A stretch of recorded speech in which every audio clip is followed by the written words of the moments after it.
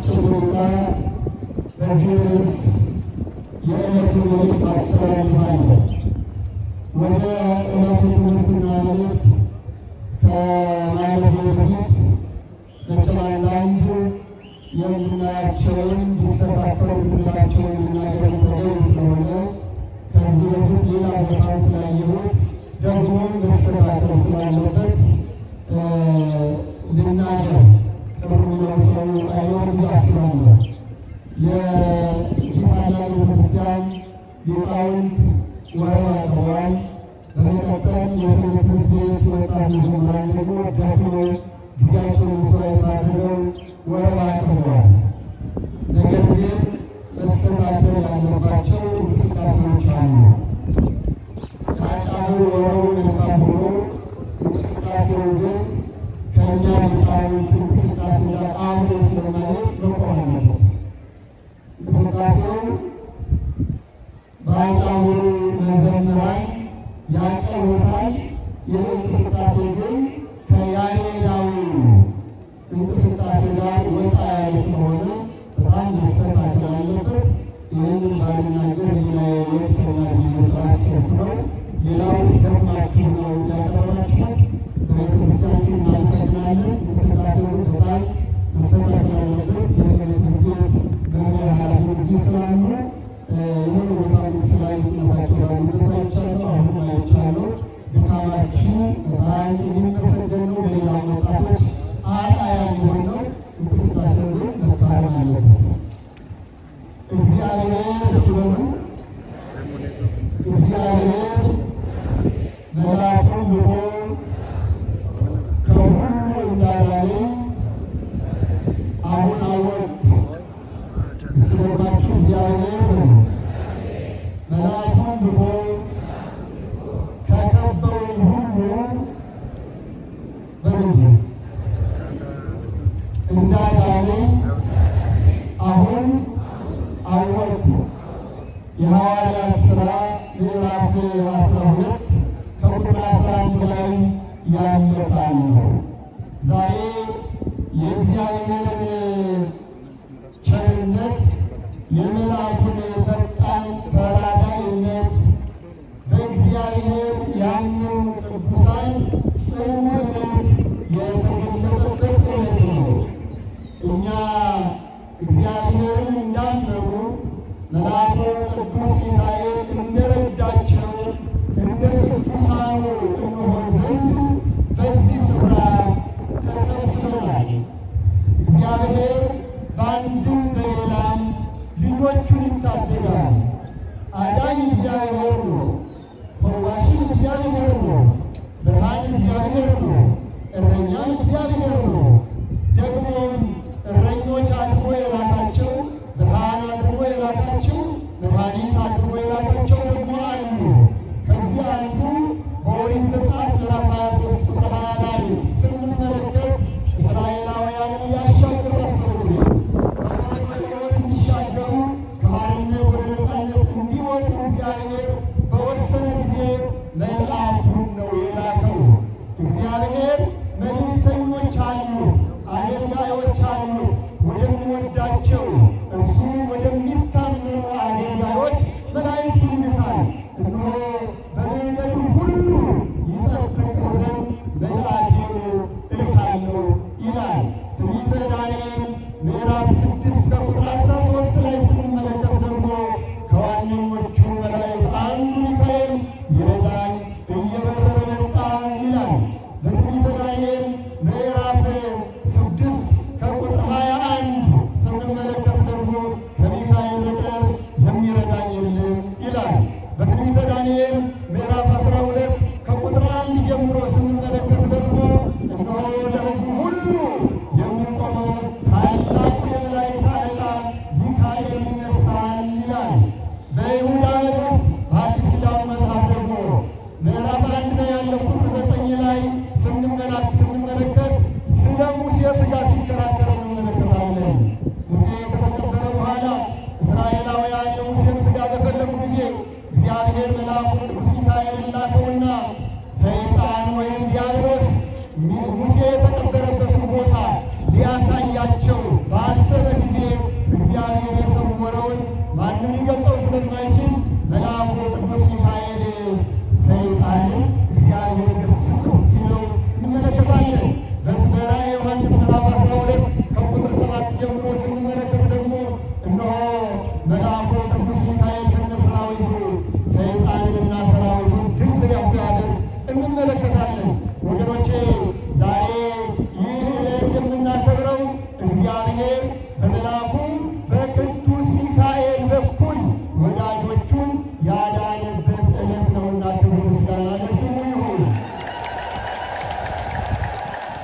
እግዚአብሔር መድኃኒት ነው ሲበሉ በሉ። ሚካኤልም መድኃኒት ነው በሉ ተናገሩ። ሚካኤል መድኃኒት ነው አይደለም? ነው አይደለም? የሰፈራችን ሐኪም መድኃኒት ብሎ ይሰጠን የሚል መልአኩ መድኃኒት ነው። እግዚአብሔር መድኃኒት ነው። እግዚአብሔር በጽኑ ጨለማ ተውጠን ከነበርንበት ማንም ሊያወጣን ከማይችለው ከጥንተ አብሶ ከጥንተ መከራ በፈሰሰው ደሙ ሁላችንንም ከጨለማ ወደ ብርሃን አሻግሮናል። ይህንን መድኃኒት ማንም ሊተካው አይችልም። ይሄም በሥጋውና በደሙ የምንሰጠው የዘላለም ሕይወት የምናገኝበት መድኃኒት ነው። ይህንን ለሰጠን አምላክ ምስጋና ለስሙ ይሁን። ደግሞም እግዚአብሔር መድኃኒት ነው። መዳን ላለባቸው ደግሞ እንዲድኑ መላእክት ይልካል። መዳን ላለባቸው መጠበቅ ላለባቸው የምድር ንጉሥ ሰራዊት ይልክ የለ እንዴ? የምድር ኃላፊ ባለሥልጣን መልእክተኞቹን ይልክ የለ እንዴ?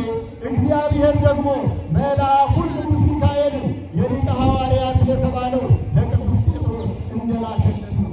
ቅዱስ ጴጥሮስ ሄሮድስ ያዕቆብን ሐዋርያው ያዕቆብን አንገቱን በሰይፍ ቀልቶ የሐዋርያት አለቃ ቅዱስ ጴጥሮስን ደግሞ ሊያርደው ደግሞ ወይም ደግሞ ገርፎ ሊሰቅለው ቀን እየጠበቀበት በነበረበት ሰዓት በወህኒ ውስጥ ፈቶ በጭፍሮት እንዲጠበቅ እጁና እግሩ በሰንሰለት ተጠፍሮ ተይዞ ሳለ ወደ እግዚአብሔር ጮኸ። ብዙ የሐዋርያት መልእክተኞች አገልጋዮች የሆኑት በቤተ ክርስቲያን ተሰብስበው የነበሩ አጠቃላይ በቅዱስ ጴጥሮስ መታሰር በያዕቆብ ሞት አዝነው እግዚአብሔር ሆይ የሐዋርያት አለቃ ቅዱስ ጴጥሮስ የእኛ እረኛ እንዲሆን ሰጥተኸናልና እባክህም ከታሰረበት ሰንሰለት ፍታው እያሉ ይጸልዩ ነበረ። በሌሊት ድንገት ቅዱስ ጴጥሮስ ታስሮ ወደ ነበረበት መልአኩ ቅዱስ ሚካኤል መጣና ብርሃን ሞላው እስር ቤቱ። ከዛ በኋላ ቅዱስ ሚካኤል መልአኩ መጥቶ ጴጥሮስን ጎኑን ነካው፣ ቀሰቀሰው። ቅዱስ ጴጥሮስ ተነሳ። ቅዱስ ጴጥሮስ ሲነሳ ሰንሰለቱ ረገፈ። እሳታዊ መልአክ ቆሟልና እሳታዊው ብርሃናዊው መልአክ ሲቆም ሰንሰለት አይደለም አለት ከፊቱ አይቆምም። ከመልአኩ ክብር የተነሳ ምድር ትፈራለች፣ ምድር ትንቀጠቀጣለች፣ ሰይፉን ያስደነግጣል። በአንዱ የመልአኩ ሰይፍ ብልጭታ እልፍ አእላፋት የሰናክሬም ሰራዊት ሲረግፉ ተመልክተናል። ታዲያ መልአኩ ቅዱስ ጴጥሮስን ነካው፣ ቀሰቀሰው።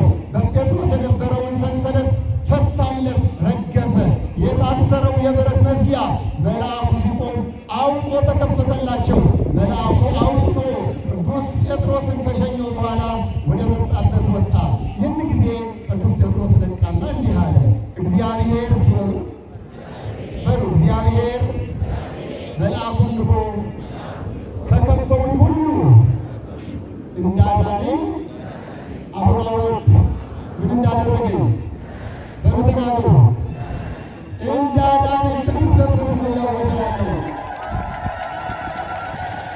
አዎ ሚካኤል መድኃኒት ነው። አዎ ቅዱሳን መድኃኒት ናቸው። መድኃኒትነታቸው እግዚአብሔር የሰው ልጆችን እንዲያድኑ ራሱ ስለሰጣቸው አዳነኝ አለ ቅዱስ ጴጥሮስ። እንዴት ቅዱስ ጴጥሮስ መልአኩ አዳነኝ ሊል ይችላል? መድኃኒት ክርስቶስ ነው። የተሰቀለው ክርስቶስ ነው። የሞተው ክርስቶስ ነው። ያውቅ የለ እንዴ? ቅዱስ ጴጥሮስ ያውቃል። የክርስቶስ መድኃኒትነት ያውቃል። የመላእክት መድኃኒትነት ያውቃል። ታዲያ አዳነኝ አለ። ዛሬ በታሪክነት በገድለ ቅዱስ ሚካኤል በስንክሳራችንም ተጽፈው ያሉ የአፎምያና የባሕራን ታሪክ ከዚህ የተቀዳ ነው። የቀጠለ ታሪክ ነው ማለት ነው። የቀጠለ ታሪክ ነው። በትንቢተ ዳንኤል የጠቀስነው፣ ኦሪት ዘጸአት ላይ የጠቀስነው፣ ቅዱስ ጴጥሮስ በሐዋርያት ሥራ ላይ የተናገረው ይኸው ነው። ቅድስት አፎምያ የመልአኩ የቅዱስ ሚካኤል በዓል ታከብር ነበረ። ሰይጣን መልአክ መስሎ መጣ። ቅዱስ ጴጥሮስ ጳውሎስ በሁለተኛ ቆሮንቶስ ምዕራፍ 11 ላይ እንደተናገረው እነሆ ሰይጣን ራሱ የሰማይ መልአክ መስሎ ይመጣል ይላል። መልአክ እስኪመስል ድረስ ራሱን ይቀይራል። በዚህ ጊዜ መልአኩ ሚካኤል ነኝ ብሎ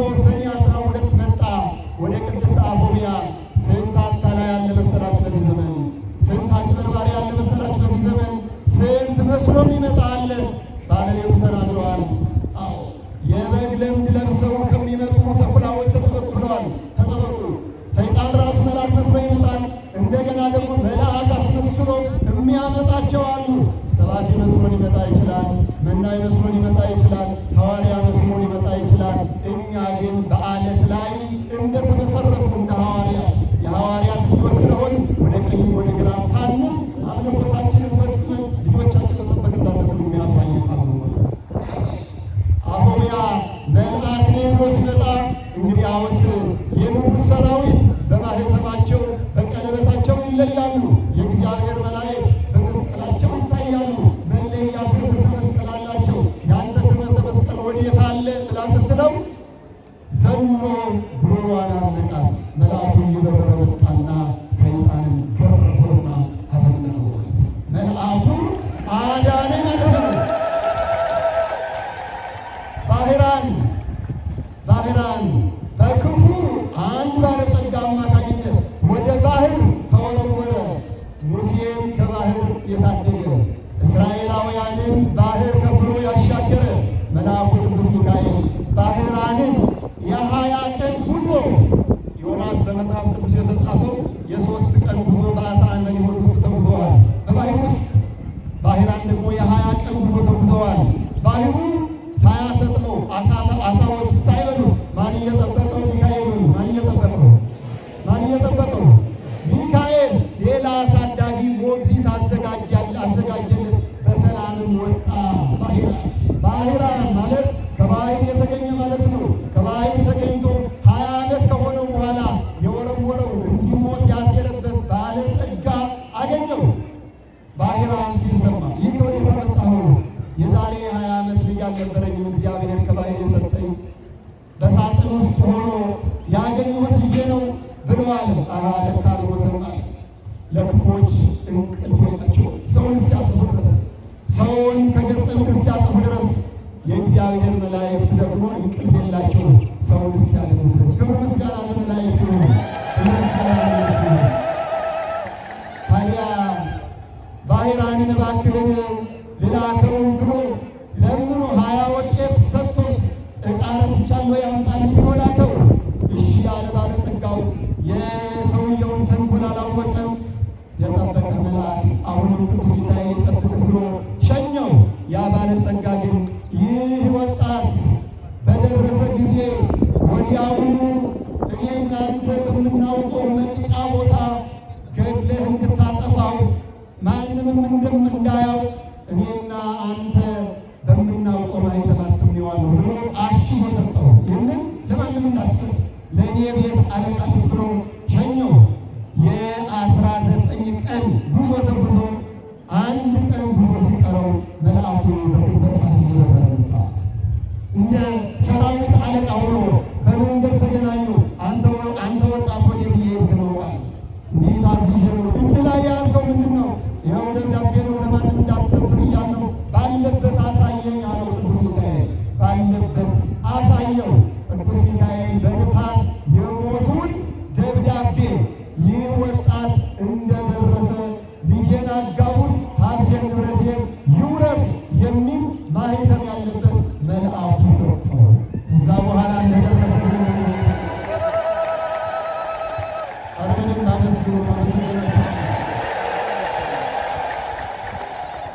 እግዚአብሔር መልአኩን ልኮ ከከበቡኝ ሁሉ እንዳዳነኝ አሁን አወቅኩ የሚለው የምስራች የቅዱስ ጴጥሮስ ቃል ቅዱስ አፎምያ ዛሬ ዘምረዋለች። ቅዱስ ባህራን ዛሬ ዘምሮታል። እኛም እንዘምረዋለን። የከበቡን ብዙ ቢሆኑ በሥጋ ሐሳብ በምድር ሐሳብ የከበቡን የሥጋ ፈተናዎች ብዙ ቢሆኑ መልአኩ ቅዱስ ሚካኤል ድልድይ ሆኖ አሻግሮ እዚያ ቆሞናልና ክብር ምስጋና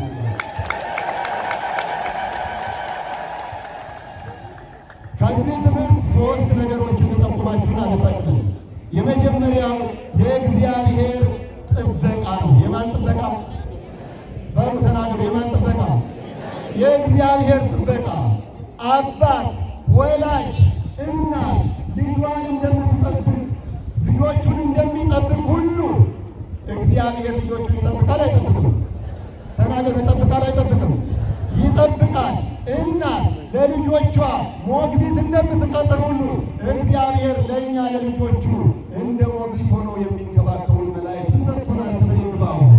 አዎ መላእክት የሚንከባከቡ ስንራብ ያለንን እያበረከቱ የሚያበሉ፣ ስንጠማ አለቱን እየባረኩ ውሃ የሚያመነጩ ቅዱሳንን አድሎናል።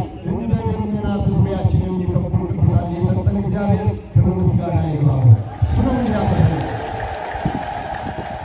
ለዚህ ነው ቅዱስ ዳዊት እግዚአብሔር ይሬኤኒ ወአልቦ ዘያሳጣኒ ያለው። እግዚአብሔር እረኛዬ ነው የሚያሳጣኝ የለም። እግዚአብሔር እረኛዬ ነው ሲሉ የሚያሳጣኝ የለም።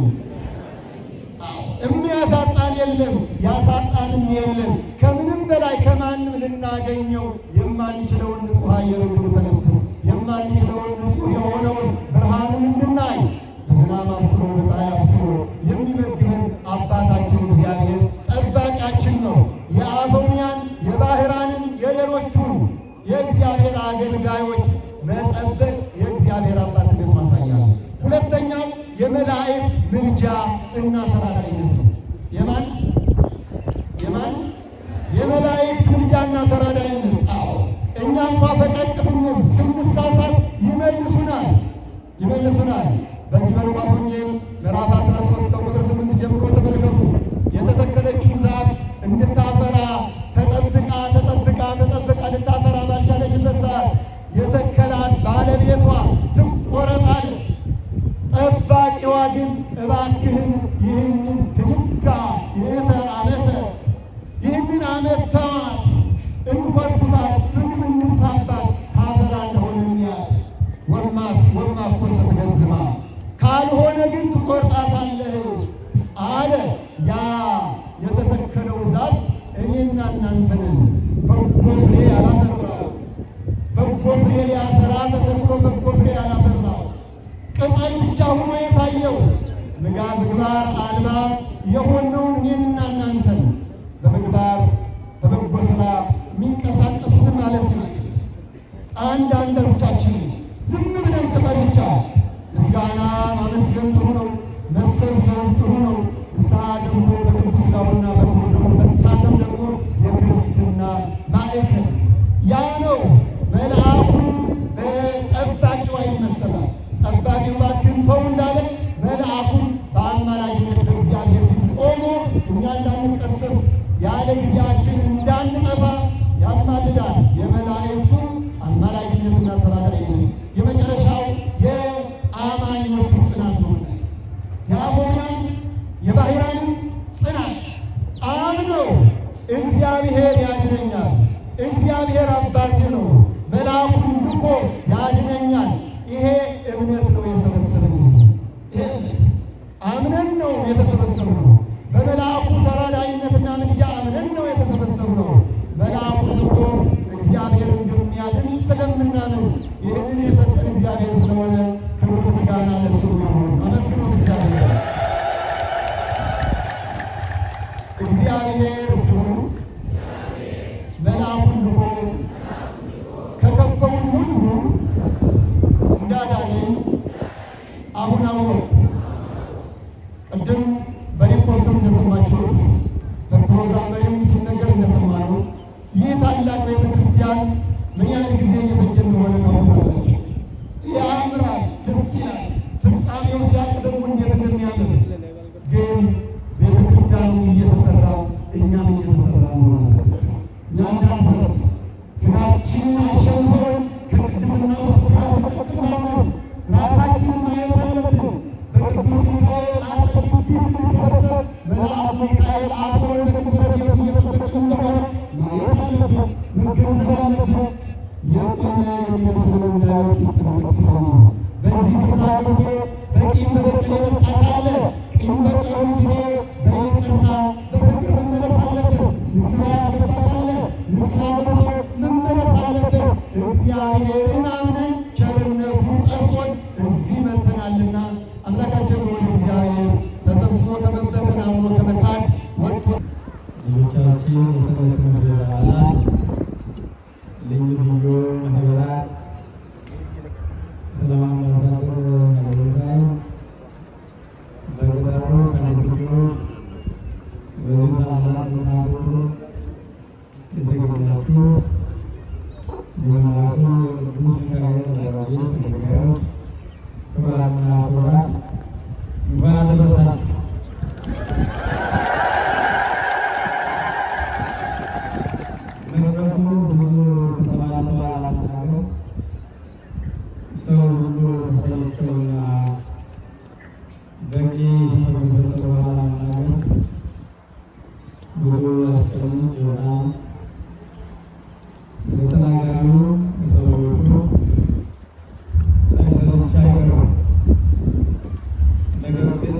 ትንሽ አጭር መልእክት እኔም ከጉንፋኔ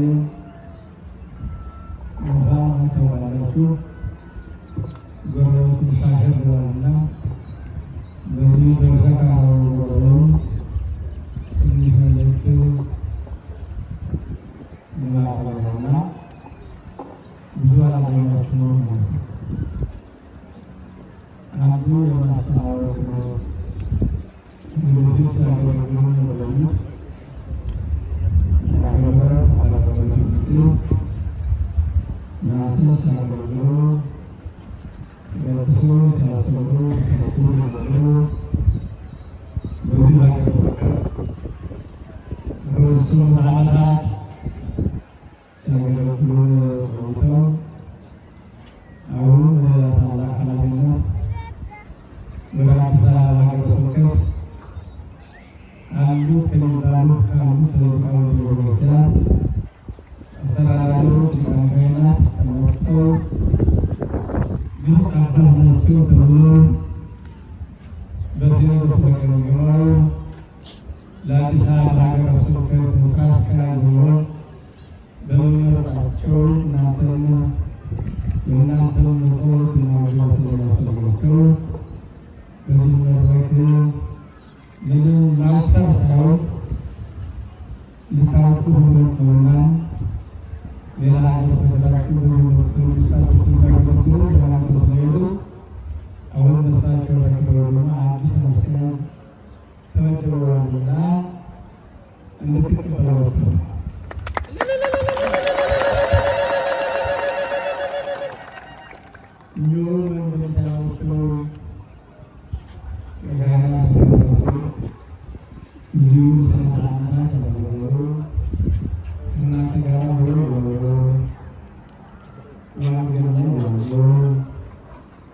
ናቸውና ድጋፋችሁ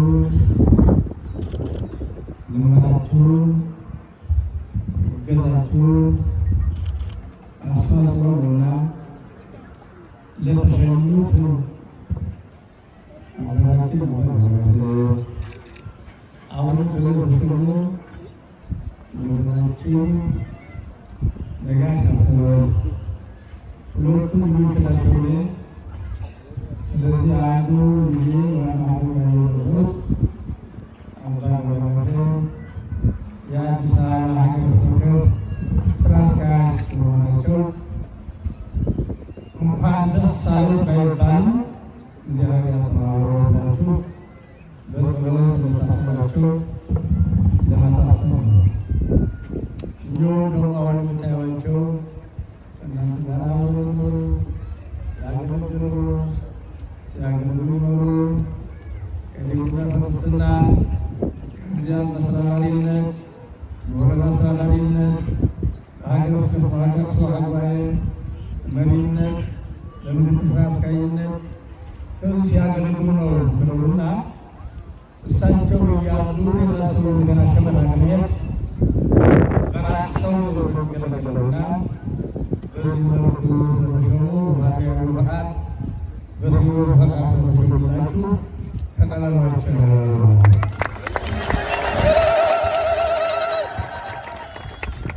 እንግዲህ በዚህ መልኩ አሁን ነበር ተፈራተው እናገራለሁ። አዲስ ስራ አስኪያጅና እናገራለሁ። አሁን ለተሰራለውና ስራው ሰፊ ነው፣ ኃላፊነቱ ሰፊ ነው። እንዲያው ኃላፊነት ብዙ ሰዓት እንደምታውቁት ኃላፊነት የከበደበት ዘመን ነው። ኃላፊነት ከባድ ነው። ተጠያቂነት አለበት፣ መወቀስ አለበት፣ ከሰሳም አለበት። የዛሬዳኝነት ዘመን እንደምታውቁት ተናጋሪ የበዛበት፣ ግርግር የሰፋበት፣ አማኝ ሁሉ ለእምነት የማይታይበት፣ ውሸትና እንደዚሁ አሉባልታዎች ይበዙበት፣ ብዙ ፈተናዎች የተሰሩበት ስለሆነ በዚህ መልኩ ጸንተው በእምነት እንደሚያገለግሉ እምነታችን የጸና ነውና እግዚአብሔር ይመስገን ብላችሁ አመስግኗቸው።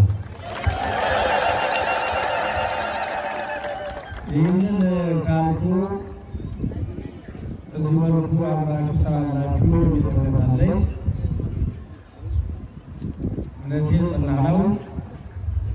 ስለ ሕንፃው መናገር ብዙ ተብለዋል። ስለ ስብከተ ወንጌሉ ብዙ ተነግረዋል። ያስተማሩት መምህራችን መጀመሪያው አስተማሪ መጋቢ አስተማሪዎች የገዳሙ አበምኔት በስብሐት በጥምቀት አጣጥሰው አስተምረው ገራቀው አቅርበው የቀረበው አውርተው አስተምረውናል። አመስግኗቸው። እንደገና ያደረጉ ደግሞ አባ ጋቢ አዲስ አባ ኃይለ ገብርኤል በኦሮምኛ የተባለውን ገልጸው በደንብ አድርገው አብራርተው እሳቸውን አስተምረውናል። አመስግኗቸው። ለሁሉም አመስግኑ። እውነት ነው። የምስጋና ቀን ነው።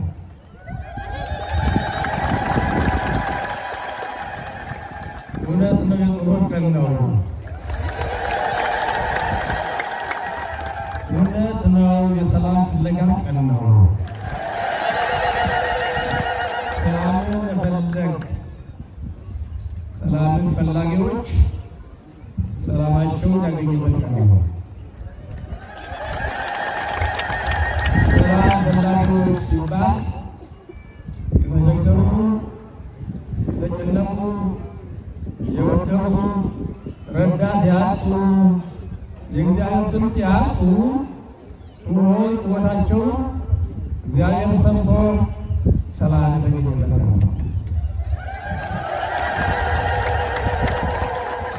ናሆሚያ ተመልሰዋል። የውሪ ሰዎች ተመልሰዋል። የሀብት ችላንም ተመሳስለዋል። ሰምታችኋል። ሰላምን ፍለጋ መላእክት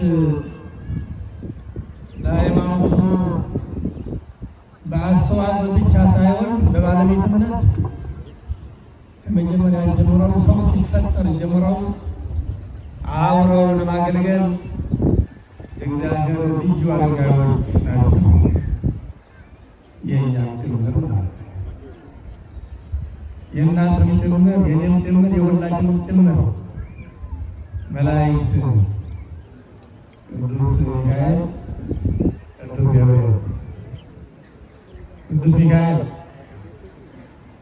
ቅድም ስለ ባህራን ሲነገር ሰምታችኋል። ጨካኞች፣ ግፈኞች ድሆቹ ሲያሳቡ ሲያፈናቅሉ በሀብታቸው ተመክተው ያችን ሀይቱ እናት ቃርሚያ እየቃረመች መሳለ ማሳ እየተንከራተተች የቃርሚያ እህልን ሰብስባ አሰኝታ ዳቦ እየጋገረች የመልአከ ሚካኤል ትዘክር ነበረ ይላል። እየሰማችሁ ነው። ሰዓቱ ካለፈ በኋላ መናገር ትሰሙኛላችሁ? ይሰማችኋል? አዎ። በሽግግር የቅዱስ ሚካኤል ትዘክር ነበረ። መልአኩ ያማክራት ነበረ፣ ያነጋግራት ነበረ። አይዞሽ እያለ ይሄ ያንቺ ልጅ ሕፃኑ ልጅ የሀብታሙ ቤት ይወርሳል፣ የዚያ ንብረት ይወርሳል፣ አባወራ ይሆናል፣ አትጨነቅ እያለ ብቅ እያለ ፊቱን እያረገበ ያማክራት ነበረ። በዚህ ጊዜ እንደተባለው ባለጸጋው ሰማ። እሷንም አማከራትና ሕፃኑ ራሱ ልጆች ልጅ አድርጌ እያለበስኩ እያለበስኩ አንከባክቤ ተንከባክቤ ላሳድግልሽና ስጪኝ አለ። ይሰማችኋል? ስጪኝ አለ። ድሃይቱ መከረኛይቱ ለልጇ ጉርሻን ያጣች ልብስን ያጣች ጭንቅ ያለባትና ልጇን እያለቀሰች ለባሏ ከጉያዋ ተነጥለ ልጇ በምን ምክንያት? በችግር ምክንያት፣ በእህል እጦት፣ በሰላም እጦት፣ በኑሮ እጦት የምታቀርበው የላትም፣ የምታቆርሰው የላትም። እናት ናት። እናቶቻችን ይቸገራሉ፣ ይጨነቃሉ። ልጆቻቸውን ሲያለቅስባቸው ከወለደች ይልቅ ያለቅሳል። ይህ በየቤታችሁ ያለው ነገር ነው። በነገራችሁ እናቶች ሲጨነቁ አባወራው ቁጭ ነው የሚለው እየተንደባለለ እንቸገረው ከዛ መጣው። ስለዚህ በዚህ አማካኝነት ልጇን ለዚያ ሰው ሰጠችው። ያ ሰውዬ ደግሞ ሰምተዋልና ሽፍታው ሰምተዋልና የመንደር ወሬ ሰምተዋልና ይህ ልጅ አሁኑ መጥፋት አለብኝ፣ አሁኑ ማጥፋት አለብኝ ብሎ በጭካኔ ይገርማችኋል። የጭካኔ ቆየ ነው። ቅጥ እያጣነ ጊዜ ቆየ ነው።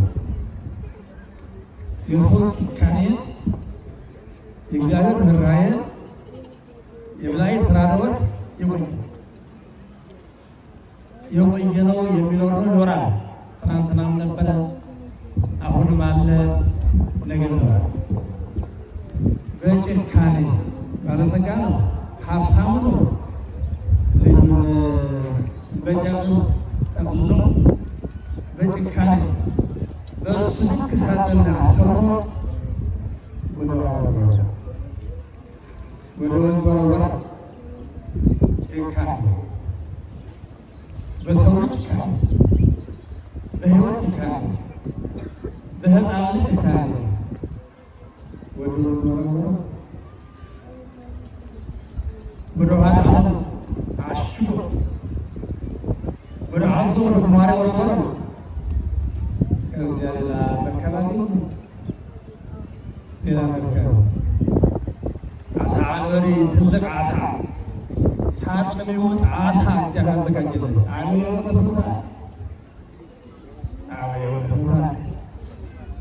ሳጥን በሳጥን ከነ ሳጥኑ የሚያስተናግድ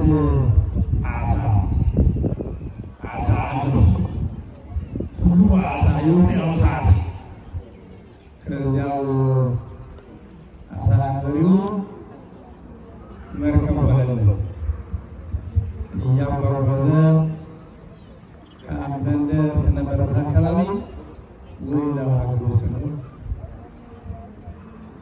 አሳ ፈላጊ ያገኘው ከአሳ አንጀት ጋር ያገኘው ሳጥኑ ገብተው እዛው ተገኘ።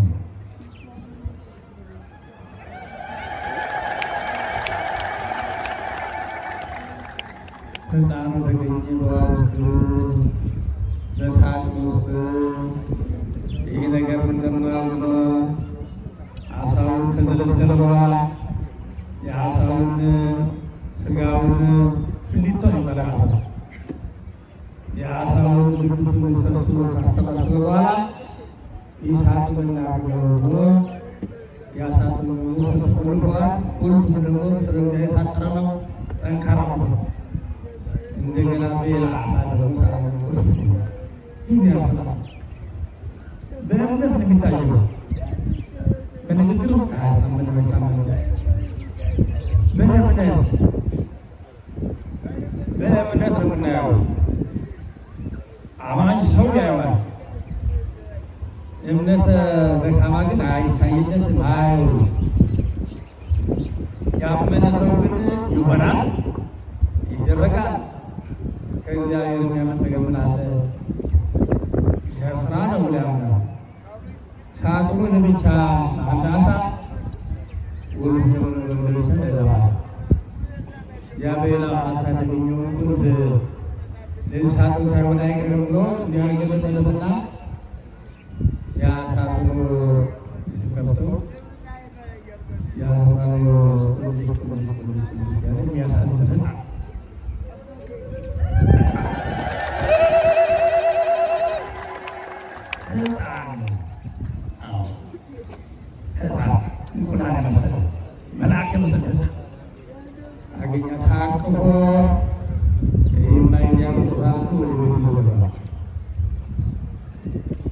ልበለዋለ በአገር ልበለው ቅድም እንደሰማችኋቸው ልጆቻችን ባህራዊ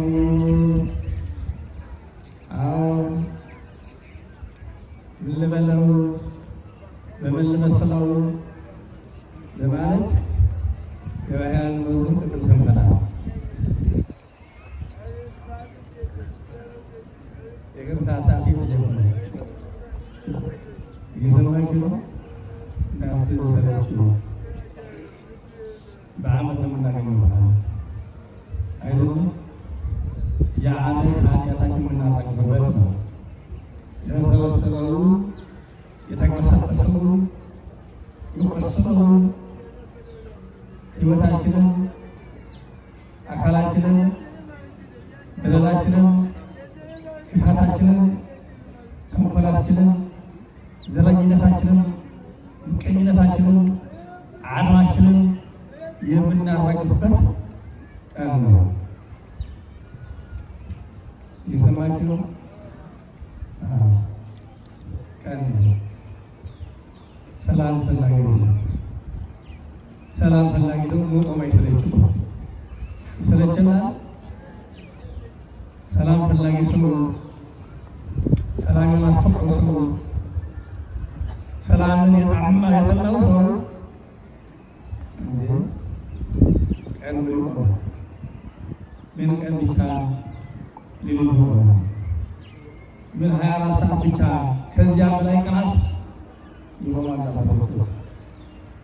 ስለዚህ በዚህ አማካኝነት ይህን ሰውዬ በዚሁ አማካኝነት ያ ባህራን ብሎ ስመወጣለት ምክንያቱም ከባህር የተገኘውና ባህራን ብሎ ወደ ቤት ገባ። ሕፃን ወደ ቤት ገባ።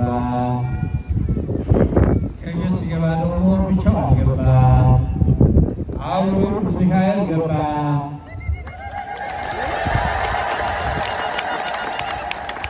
ከሳጥኑ ጋር ነበር፣ ከአሳው ጋር ነበር፣ ከቁልፉ ጋር ነበረ ቅዱስ ሚካኤል። ወደዚያ ወደ ቤቱ ሕፃኑ ተሸክሞ ሲገባ አብሮ ቅዱስ ሚካኤል እሱ በማያውቀው ቅዱስ ሚካኤል በሚያውቀው መንገድ ወደ ቤት ይገባል።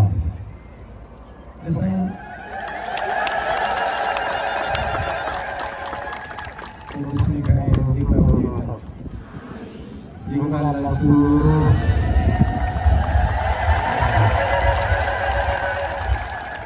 አሁን ሲገባ ቤቱ በረከት ተጠቀለለ። ሀብታም ሆነ፣ በረከት አገኘ።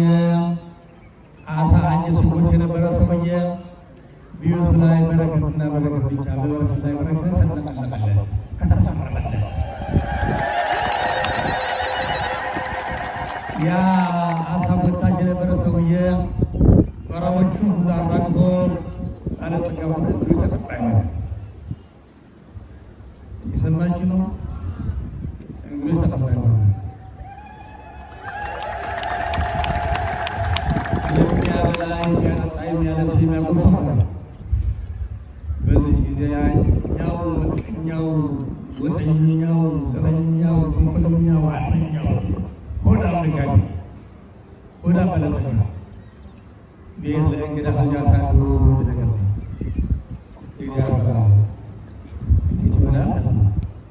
ነጋዴ ነው።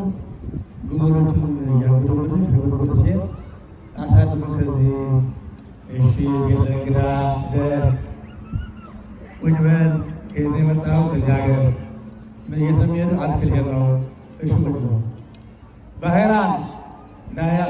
ሲባል ምንድን ነው ባህራን ማለት ምን ማለታቸው ነው? ስሙ አለ ሳይቆርቁሮ አይቀሩ ሳይቆርቁሮ አይቀሩ ሳይሰማ አይቀሩ ባህራን ሲሉ ቤት ሁሉ ምንድን ነው ባህራን ሁሉ ከባህር ያገኘነው መቼ በዚህ ጊዜ ቀኑ በዚህ ጊዜ አካባቢው በዚህ ጊዜ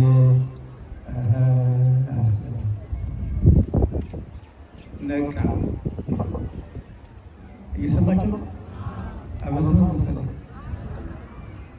አበዛው ሰዓቱ ቅዳሴ ስለሆነ በስልሳ ነው የሚገባው ሰዓቱ አሁን የልጆች ደግሞ ሰዓቱን ያጋፍተዋል እና በዚህ ጊዜ የሰውየውን ነጋዴውን ባለጸጋውን ሕፃኑን ገደለ። ነፍሰ ገዳዩ ገድሎታልና በል ይድንበባ አውቆታል። ምልክት ስላገኘ አውቆታል። ኢየሱስ ስራ የሰራው ስለተገነዘበ ይህ ልጅ ስጠይና የደረሰው ጠቀስላለኝ ቅድም ተባሉ ምንድነው ያለው ቅድም አስተማሪው አዳር አድርገው በሚመች መልኩ ማያስተምሩት